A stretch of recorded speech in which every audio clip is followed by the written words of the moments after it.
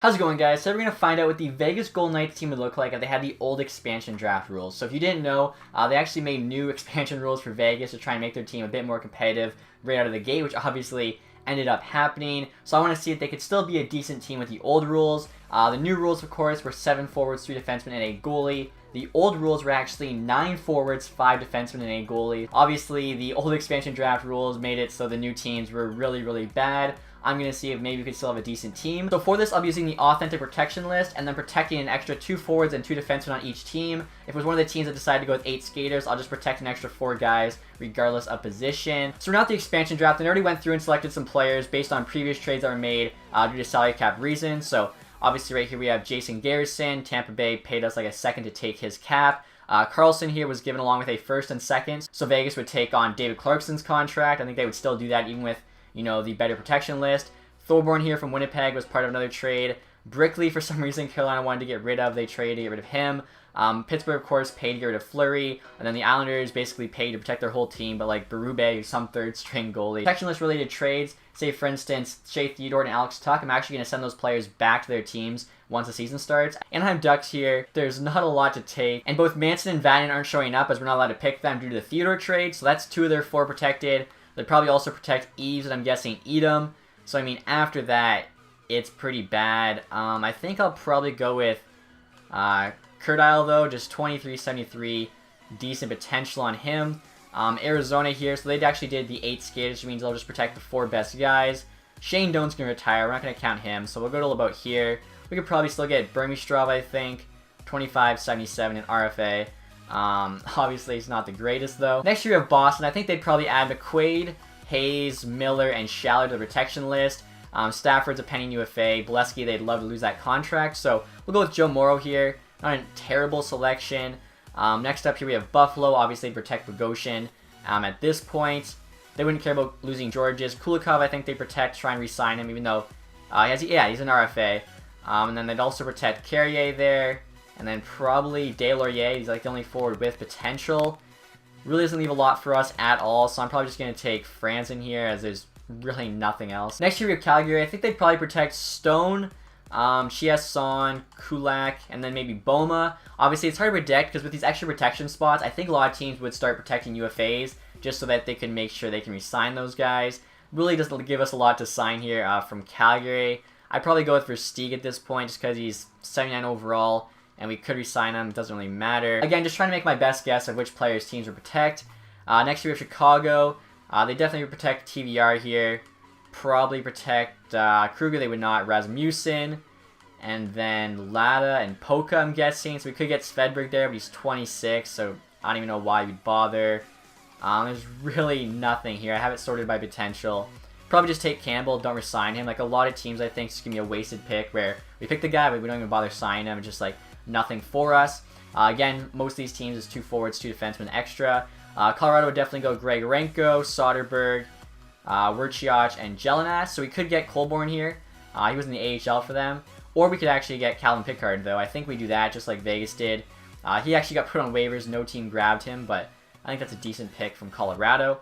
Next year we have Dallas. So they're probably protecting Eakin. They're not going to let him go this time. Alexiak for sure with Nemeth. Other forward they protect probably Hudler or Sharp, one of the 2. Probably Hudler just because he is higher rated than this. So we could sign Sharp here. Honestly, probably the best bet. Again, there's just like nothing there. I have a feeling we're basically going to be making this team out of free agency in the draft with these new rules. Like there's really nothing else to work with. Detroit would definitely protect Cronwell if they could protect 5 D-men. They also probably protect Sheehan. I think they'd not protect Erickson. And then they probably protect Helm and Ouellette, so Sproul would be available, which isn't too bad. I think I'll take him, 24-77. I think Edmonton probably just protect the 4 top guys here. Pitlick, Samuelson, Reinhardt, Osterley, all just based on potential. Obviously, trying to work in a little bit of real life as well as just in this game, who's better, as, you know, trying to make it fair, I guess, for the computers here. So we'll go with Kara, 22-71, high bomb 6. Basically one of the youngest guys there. Could actually maybe be an AHL player for us. So Florida here obviously would not let Marchessault go this time around. The other forward protection, I don't know if they even bother with Yager Vanek. Definitely protect Demers. Probably protect Kindle, I guess. They might as well for the second defenseman. And then maybe even Sevior for the second forward. So We could take a shot at Vanek. I don't think they'd honestly care because they didn't resign him in real life, so maybe we can sign him before somebody else does. It wouldn't be too bad. LA Kings here. I think most of the players that got picked are going to be protected, so McNabb here definitely gets protected. Gabrick again, their contracts are too bad. Lewis gets protected. Brown's the captain. I don't know. They probably protect Shore, honestly, over Brown because of the contract. And then the last D-man spot, I guess they'd protect Trotman. So, honestly, I might just take Gabrick, even though he is definitely overpaid. There's really nothing else to take. We do need to hit the cap floor, so I feel like between him and Brown, he was definitely the better player. Now, for Minnesota here, I think they protect Hansel to try and re-sign him. Same with Halla. So, Stewart would be available. Prosser protected. Folan would also be protected. So Stewart, 78, it's not too bad. Olofsson, though, 22.74. Probably just go with him. Again, seems like we're building a decent AHL team, but the NHL team is not looking good. Montreal here, definitely protect Radulov. Try to keep up negotiations, see if they can sign him. Markov, I don't think they would. Emelin, they would this time. And they probably do, like, Nestorov and Hudon. So I think De La Rose would still be available if he's anywhere. There's Carr. We'll go De La Rose there, just again, trying to get decent players who maybe grow through the AHL. And next we have the Rangers. I think they protect these top four, Grabner, Smith, Klein, and Lindbergh. So Fast would be available, same with Peary, Pumple. I'd probably just go Pumple, slightly better potential, younger, even though he is basically an AHL player.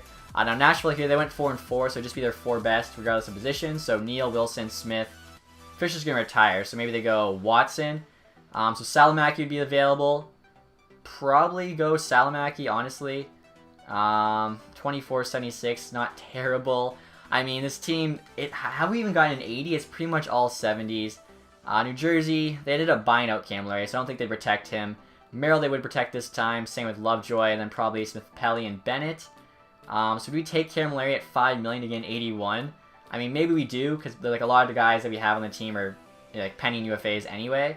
So yeah, I guess we'll go Camilleri there, just to get some skill on this team. I think we're going to have more than enough cap space. Really shouldn't be much of an issue. Bobby Ryan there, I think they still leave unprotected to try and let us take him. I thought they would definitely protect this time. They wanted to last time. Same with Weidman, and they probably protect, I don't know, Wingles and Burrows for the two forwards. Maybe they protect like MacArthur over Wingles. But I think if they leave Ryan out there, an 83 is going to cost us a ton of money, but cap space is something we have. I would take Ryan in that case. Ottawa probably is happy they lost his contract. We have a ton of cap space. Again, it says $7 million. We have so many pending UFAs. We can afford to like pay a bit more for guys since we're just so lacking for skill. Next up here with the Flyers. If I had to guess, I'd say they protect Delzato, Bellemare, Wheel as he's a good young player. And then for the second defenseman, I honestly don't know. Like McDonald, they'd love to lose the contract, maybe even Schultz. So both Reed and Raffle are available then. 79s, Raffle's making a bit less, so I guess we take him. 2.3 isn't too bad. The Sharks here, they don't know what they're going to have. Thornton, I think they protect. Same with Marlowe. Or actually, no, they wouldn't, because they're both UFAs. They would just say, like, take a chance and sign them. They probably protect Bodker and Ward here as the two forwards, with Dillon and Martin for the two defensemen. So we could still take Schlemko then, which is honestly not too bad. Really, our defense isn't too good. And Schlemko at 80 overall, 2.1 million. Is a pretty good pick, actually. Next here we have St. Louis. I think they probably protect the top three there. Yakupov, Perron, Gunnarsson. And then probably Bertuzzo as the second defenseman. So Yaskin would still be available. 24.77 isn't too bad. Obviously, medium top 9 is pretty decent potential as well. The Maple Leafs here, I think they would definitely lock down Leipzig, not let us get him. Then probably go Reichel as the other forward. And then defenseman, I guess, Marincin, Marchenko, which really, I guess Hunwick, 32.80. Or even Boyle, but I think we need some defensemen. As now, like, teams can protect 9 and 5. All we get is, like, a 6 defenseman option, which is not very good on most teams. Next year, probably protect the top 3 and then some other defenseman. I don't know who. Really not much to pick here, so we'll just take Shore. We're probably not even going to re-sign him. A lot of these teams, honestly, is just a wasted pick because there's no talent there. Capitals would definitely, I think, use a spot to keep Oshie, even though he is a pending UFA. Shankirk, maybe they even try to re-sign as well, as like a lot of these guys aren't really worth protecting, like 4-pick or whatever. So Connolly, Schmidt, they would definitely protect this time. So maybe they go Schmidt, Connolly, Shankirk, Oshie. So Alzner would be available, 83.28. It's not too bad. Got overpaid by Montreal, but maybe we can get him for a better price. And that's actually it for our expansion draft. We're left with just under 2 million in cap space. Definitely going to be interesting summer here to see what we can do with this team and whether or not we can make them as good as the Vegas Golden Knights were in real life. So we're not the entry draft, but before we get started, I want to give back Theodore to the Ducks, as with the extra protection spots, they would not have needed to make that trade. Also going to give Tuck back to Minnesota, and then maybe we can try and trade for one of the top 2 picks, get Hischier or Patrick. I'll see what it takes. Alright guys, so I'm making a bold offer right now, offering the Devils all 3 of our first round picks for first overall, try and get Hischier. We'll see what they say. Trade rejected, okay. So looks like we're probably just going to have to make our picks. So with pick number 6 here, I'm going to take Cal Foote. I know he has elite potential. As you can see there, he's 63 overall though. Anderson actually went 5th, only has top 6, but he's a 70. Peterson 4 there behind Heiskanen, Patrick, and Hischier. Kind of figured that's how the top 3 would go. With our next first round pick here, I'm going to take Michael Rasmussen, obviously the Red Wings pick. It's actually kind of cool. Nikas went 12 to Carolina, just like real life. Flurry 11 to the LA Kings. Florida there, I'm not sure about that pick. 59, high top 6. Yamamoto actually went to Detroit. Glass there to Arizona. We could actually probably get Suzuki at number 15, which would be kind of cool, as that's who Vegas took in real life, one of these picks. And yeah, Tippett there to Tampa Bay. So I'll take Suzuki here just to honor him, I guess. Now Calgary's offering me a 4th and a 5th for their 4th. So I'm just going to do the rest of the draft here, guys. If I get any steals, I'll show you. Otherwise, probably just skip over it. Alright, so I just got a huge steal. Pick number 3 in the second round. I got Timothy Liljegren. That's kind of insane. With our second round pick, I'm going to take Michael DiPietro. Obviously, he's a Spitfire. I know he's got starter potential, so I'm very happy with that. Don't mind having a nice goalie prospect. Also, the pick before, Comtois got drafted, and the one before that, Kavanagh, I think he's some creative player, immediately potential, went to Winnipeg. And actually the one before that, Haig went to Carolina. He was actually who Vegas took with their real-life second-round pick. 4th round here, pick number 16. I took this Pogge guy, low top 4D. I think he's a creative player, but it's pretty solid for the 4th round. And 5th round, I just got Ivany, low elite. I'm getting some steals here. And we're not the re-sign phase here, guys. One thing that's kind of cool I totally forgot is that Vegas had Shipachyov on the team. Obviously sent him down to the AHL, then eventually terminated his contract. We still get him though, 83 overall, making $4.5 million. I guess if they did have the tougher expansion draft requirements, he probably would have made the team, as they wouldn't have had as good of players. So kind of cool, I guess, to have him back. Maybe he'll be the hero here on our playoff run with this just pretty lackluster team. We have $15.5 million in cap space. Gonna try and sign Vanek and Alsner for sure. Other than them, probably just gonna sign the AHL players and let most of the other guys go. Also, one thing I'm gonna do too to get some more cap space, David Clarkson's a 75. He can't even play on the team. Gonna buy him out here. 1.7 for the next 6 years, or 5.2 for the next 3. I feel like the buyout just makes sense. So every single player made an offer and accepted, except for Thomas Vanek and Matt Hunwick. Both said they wanted to test the free agent market. Once they say that, there's pretty much no chance of signing them. Everyone else, though, did say yes. And we're not at free agency here. Oshie's on the line. That's kind of sick. Niederreiter as well. Shattenkirk. So Washington definitely couldn't have signed Alsner. Justin Schultz even. Obviously, Vanek's there. Kovalchuk. I didn't know he'd still be in there. That's kind of sick. Arvidsson, I guess Nashville, I guess with Neil maybe, they can't afford to re-sign him. Hansel, Spooner. So pretty interesting free agency here. Man, there's pretty good options for us. Let's check goalies out of curiosity. And there's really no good goalies available, so I'm actually pretty happy we have Flurry. So looking at players based on potential, obviously Niederreiter and Arvidsson at the top. Don't really know if I want to go up first and a third, though, to sign them. Spooner's also here. Same with Yakupov. I could probably get him, what do we have to give up here? A 3rd round pick? More than happy with doing that to get Yakupov. He's still got a good amount of potential. Also would love to sign Justin Schultz here. He'd be our #1 defenseman for sure. We'll see if he'll take, I don't know, 5.25 for 4 years. I think that's a pretty good deal for him. This is kind of funny too. Hal is still unsigned by Minnesota, so I guess they really just didn't have the cap space. What would $3 million cost us? A second? We could do that. We have to give up a 3rd and a 2nd in next year's draft. I mean, we know what we're getting, I guess, but I think it'd probably be cheaper, honestly, just to trade for him. I'm also going to make Shattenkirk an offer here, just in case we don't get Schultz. He actually has no teams interested right now. That could definitely change over the next couple days. And I was also thinking about maybe making Oshie an offer. I feel like there's no way we get all these guys. 5.4 for 7 years is kind of expensive. I mean, we could do 5.5 there. I don't think he'll sign with us, but you never know. If we could get a big fish from free agency, that'd be pretty sick. And Justin Schultz actually accepted our offer. That's pretty awesome. Yakupov accepted too as of now. Shattenkirk rejected though. Didn't offer him enough money even though we overpaid him. He went with Winnipeg. Winnipeg's D now is pretty sick. And Oshie rejected. He actually went to Arizona.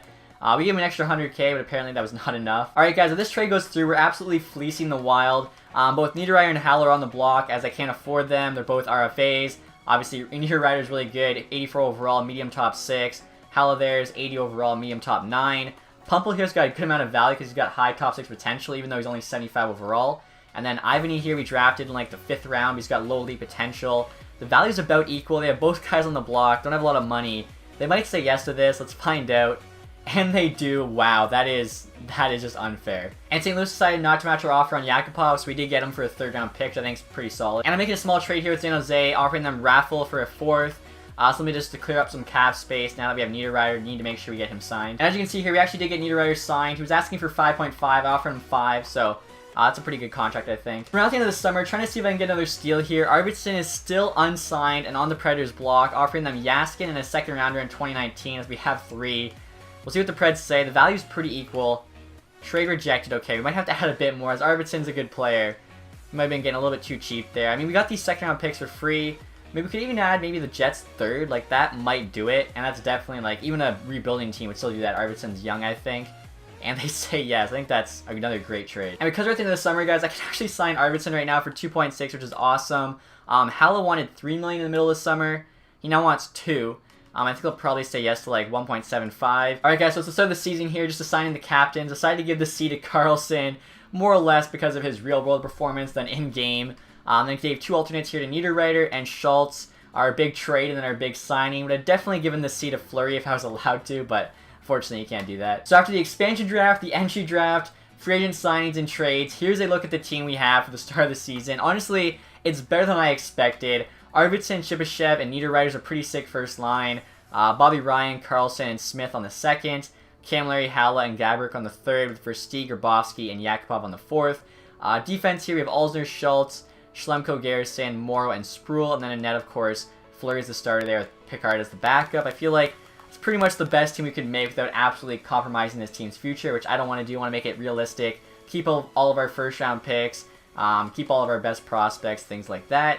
AHL team, though, is pretty solid looking through it here. I actually signed a bunch of, like, AHL players out of free agency that were really cheap just to help fill it out.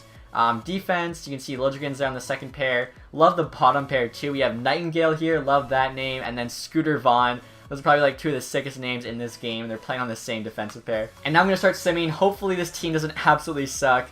Let's find out. This is kind of funny, guys. We're about a week away from the trade deadline. Colin Miller's actually being put on waivers by the Bruins, so might as well claim him, bring him home, back to Vegas where he rightfully belongs. And as you can see, we actually have a winning record, 32, 23, and 6 right now. And we're at the deadline, so that's pretty good. We're actually tied there, 1 win less than LA, but obviously 1 less game played. AHL team's also pretty good, so very surprised, to be honest, how good this team's playing.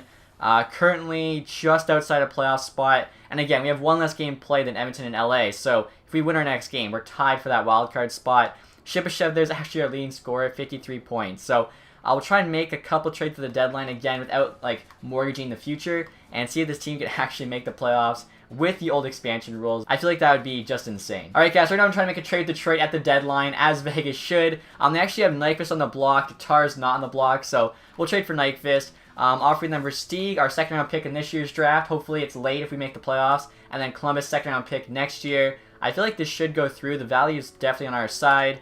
And they do accept that trade, so I think that's pretty solid. So I'm trying to make one more trade here at the deadline, help out our D, getting Jason Demers from Florida, who's on the block, offering them Joe Morrow, who's actually currently scratched after we picked up Miller off waivers, along with Pogge here. We drafted him pretty late, yeah, 4th round pick, but he's got low top 4D potential. Value's pretty equal. They want both players, don't want Demers, and they say yes. So I think that's a pretty solid deadline. Hopefully we can make the playoffs. Has a rebuilder team as well. That'd be pretty sick. And I just wanted to give you guys an updated look at the lines. First line is still the same. Second's now Nyquist, Carlson, and Ryan. 3rd is Camilleri, Halle, and Smith. And then the 4th is Yakupov, Grabowski, and Gabrick. So obviously a lot more depth here. Defense, Alzner, Schultz still the top pair. Now we have Demers and Garrison on the 2nd pair with Schlemko and Sproul on the 3rd. No change in net. And then currently scratched is Miller, but we got him for free. I'm definitely happy with that pickup. So we'll see if this team continues to play well and is like a dark horse here in the playoff. And we're now at the end of the regular season here. Finished the record of 44, 31, and 7. So what is that? 95 points. Hopefully good enough for a playoff spot. AHL team there also did pretty good. I really hope we made the playoffs. Otherwise, we did make the playoffs. Okay, 3 points actually ahead of the Sharks there for what I'm guessing is like the final wildcard spot. Bobby Ryan, 67 points, leading scorer on the team. So he had a bounce back year. Not quite worth $7 million still, but I mean, again, considering it was either him for $7 million or like just a random player that we were just gonna not even use, I think it was worth it. Shibashev there, 66, Niederreiter 63, so that top line was pretty good. Actually, Ryan's on the 2nd line, Arvidsson's on the 1st line, 58.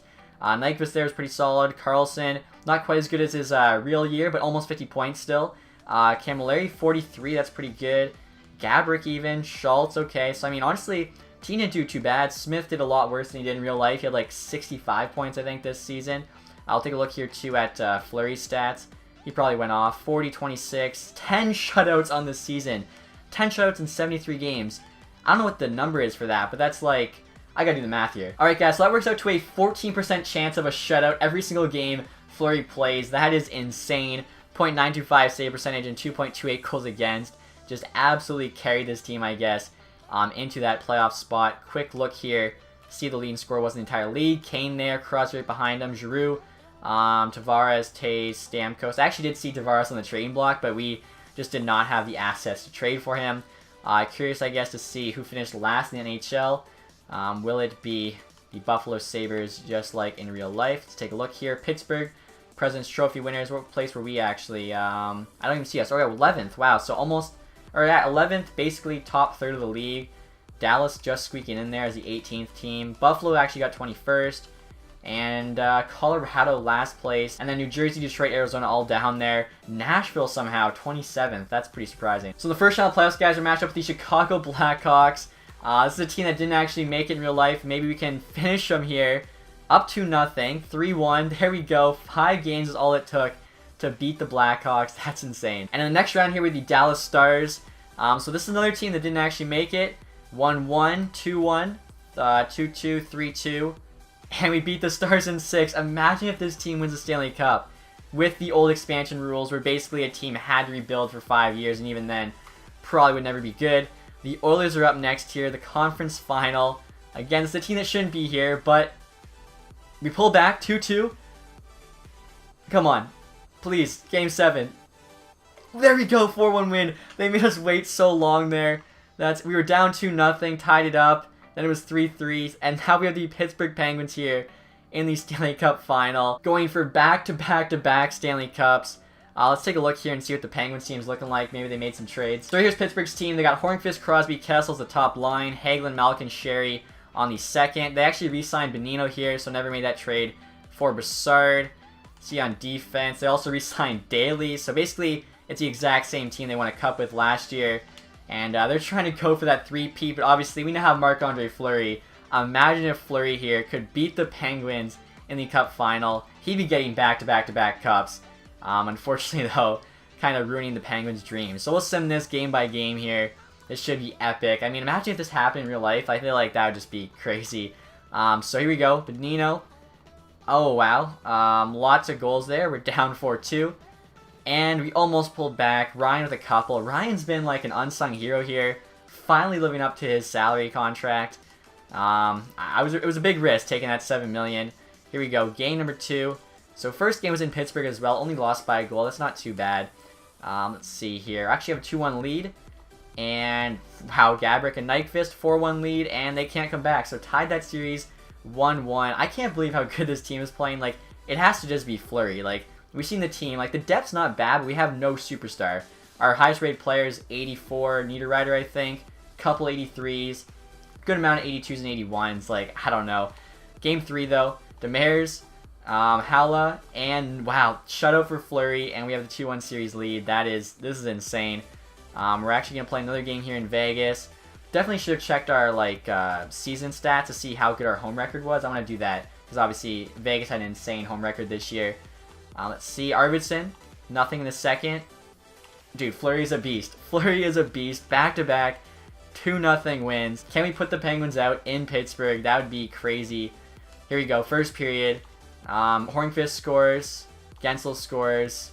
Arvidsson does get one, but unfortunately, they're not going down without a fight. So, game number 6 here. Maybe we can win this thing in Vegas. That'd be pretty sick, honestly. Alright, here we go. First period. Malkin, Sherry each score. Answer back, Carlson, Shipachyov. Okay, resume simulation. Maybe the Russian who went back to Russia. He'll be like the Stanley Cup hero here. Third period, game number 6. Win us the cup. Killed off a power play there. Come on, keep fighting, boys. Hagelin gets one. Still about half the period to go. How that gets by Fleury from the corner there, I still don't... Garrison, there we go, ties it up. 6 minutes to go now. 4 minutes left, 3 minutes, 2 minutes. And this thing is going to OT. We have 20-minute periods though, so I really can't sit here for 20 minutes. Let's just sim this thing and see who wins it. Sim period. Hella there with the OT winner to win the Vegas Golden Knights the Stanley Cup. That is insane. So, old expansion rules was not enough to stop this team. Still went on to win the Stanley Cup. Couple trades at the deadline. We get an achievement there. Knighted, 0.64%. Win the Stanley Cup as the Vegas Golden Knights after the expansion draft. That's pretty sick. And we made it even tougher than a regular expansion draft. Wow, I'm really surprised. Like, we had a pretty good free agency, but honestly nothing crazy. I think the big thing for us probably was taking advantage of Niederreiter and Arvidsson both being RFAs, and then Flurry just playing absolutely out of his mind. Have to definitely check the playoff stats now. Shipachyov there, 29 points. Maybe they shouldn't have let him go. I don't know. Like, came through for us, that's for sure. And behind Shipachyov there, Niederreiter basically a point per game. Same with Arvidsson, so that top line carried us. Ryan also looked really good. Let's check Flurry stats here. 16 and 7, 3 shutouts, 0.929 with a 2.11. Yeah, he played very well. And before I show you guys the awards, I wanted to check our home record here just to see if we were amazing at home, and we were 25, 12, and 4, a 500 record away. So yeah, just Vegas is unstoppable at home. And then we'll look at the awards here. I mean, imagine that. First year in the league winning the Stanley Cup. Obviously there, Clarence S. Campbell. Penguins did get 3 straight Prince of Wales though, so not too bad. Player awards, Kane there. Art and Hart Ross, Brent Burns, James Norris, back-to-back years. Kane to Lady Bing, Besser, Calder. Shipachyov with the Conn Smythe. He actually got it over Flurry. I mean, he went off, 29 points. Gibson the Vezina, and the William M. Jennings. Olsner also got the Masterson, so a couple of awards for our team. Bergeron, Selke, Kane, Ted Lindsay, Ovi there. Maurice Richard. We'll see if the AHL team won anything. I don't even know. Our team didn't win the Calder, but did we win our division at least? Or we didn't win our division. Player awards, LeBlanc got a couple. Reed Duke got the MVP, or Most Outstanding Rookie in the AHL. I thought he got MVP. Still, though, we'll take the award. So, yeah, pretty good season there for Vegas Golden Knights. Even with the teams protecting 2 extra forwards and 2 extra defensemen, it wasn't enough. We just still worked the market, had a really good draft, and I don't know, they just couldn't hold us back. So maybe it's meant to be. If this happens in real life, honestly, even with, you know, the easier expansion draft, that's still just so impressive. So hopefully you guys enjoyed this video. If you did, leave that thumbs up. Also, if you guys aren't subscribed yet, make sure to do that. On the road to 100K, could really use your help.